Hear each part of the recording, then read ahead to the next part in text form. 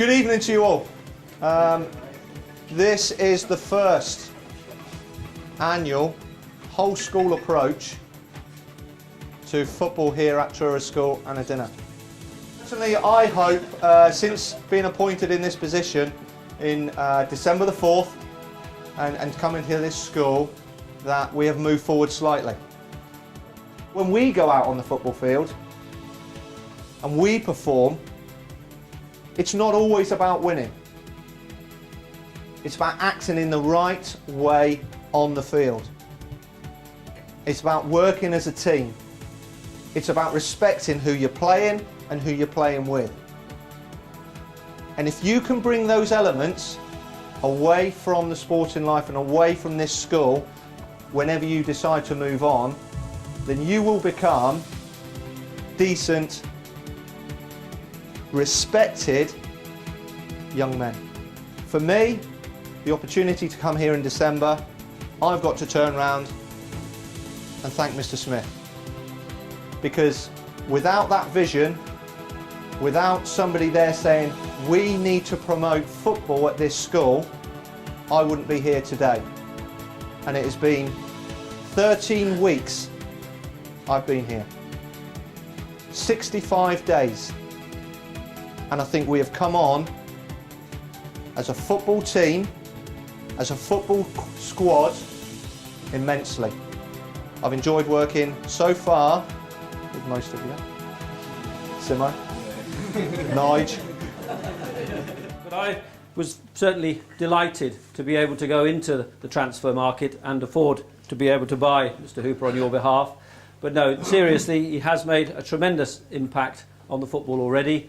Perhaps we haven't quite seen it with first 11 results yet, but I'm sure we will in the future. And you'll think you're most fortunate indeed to have not only Mr. Hooper here, but also all the other excellent coaches who give a tremendous amount of their time to you. Much was made in the local press of Mr. Smith's signing of Mr. Hooper, which I believe was finalised just hours before the transfer window deadline. And although even to this day, we still don't know whether he was signed on a Bosman ruling for an undisclosed fee, for Mr. Hooper, or can I say Hoops, it was his get out of jail free card.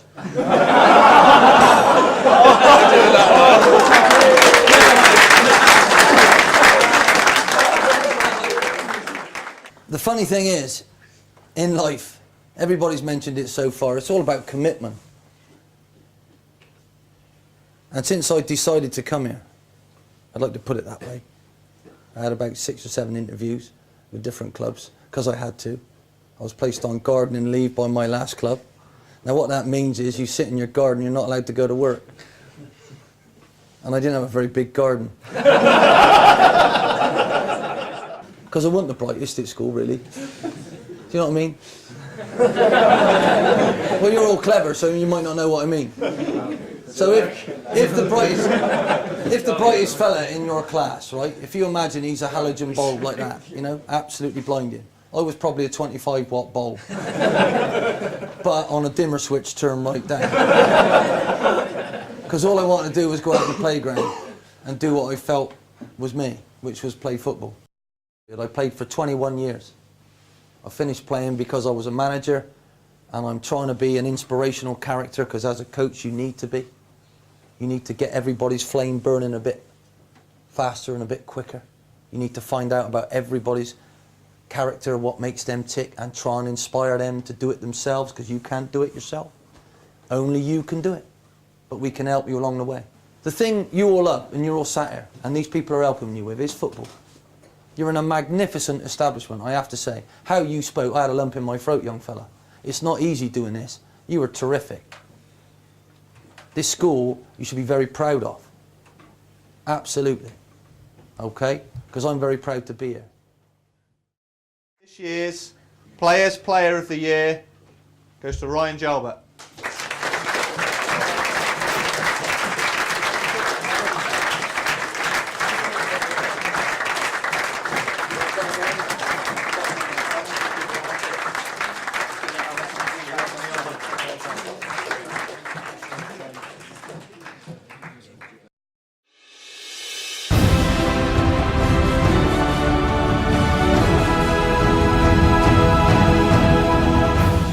Diggle, what's your favourite memory, mate? My favourite memory is probably the first goal that I ever scored in the first year. It was the first goal ever in the school campaign against Richard Lander, I think. Abiding memory would come from the second year when we entered into the independent schools competition against Winchester.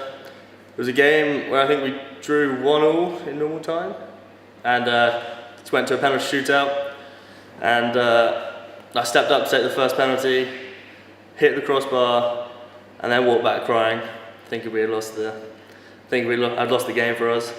However, thankfully, James Murdoch pulled off some heroic saves and we went through to the next game against Millfield. When we lined up and sung the national anthem and then played a heroic game and lost 1-0 in the last minute to an offside goal. But the experience from all of South Africa was just phenomenal. I think it's really just been all about progression really throughout the years, because we've come to the school being really a bit of a joke. When we were playing other teams, it was really the posh boys that played rugby, and then kind of put on our boots to play football every now and again. And now we've gone to actually progressing in various county cups lower down the years. We've seen other years get to the county final. Some of them, I think we had a win last year, so we can actually see like the impact that's actually happened throughout the school. Mr. Hooper's brought in various competitions such as the independent schools, which has kind of got our name out there and really puts on the map for bigger and better things, and we're kind of reaping the rewards for that now, and it's been really nice to actually be able to see that as someone that's been here for 7 years under the guidance of Mr. Hooper himself.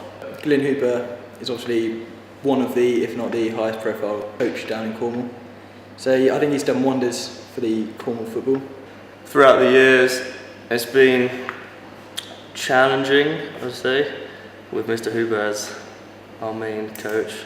We've had many difference of opinions, but I think now I've learnt that he's always mostly been right. A much better sport as far as people playing it. It's got bigger, and obviously we've got many sixth formers turning up voluntarily for training now, which is nice. I find the training sessions repetitive, but that seems to work. The grids and passing and more grids seems to be the structure of what we've been provided for at Truro School.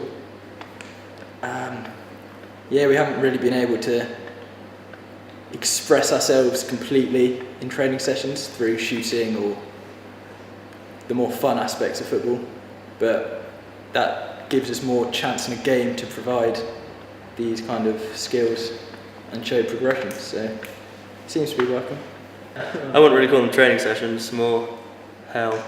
Or that just grids over and over again. I guess from the first year when you want to do shooting practice and games every single session, up until the sixth form where you still want to do shooting and games every single session, the grids have helped us really bond as a tighter unit. They've enabled us to get better, our basic skills better. I guess in the first year we think we're all Ronaldo and Messi. However, we come to realise that we're more Chadwick or Glynn Hoopers.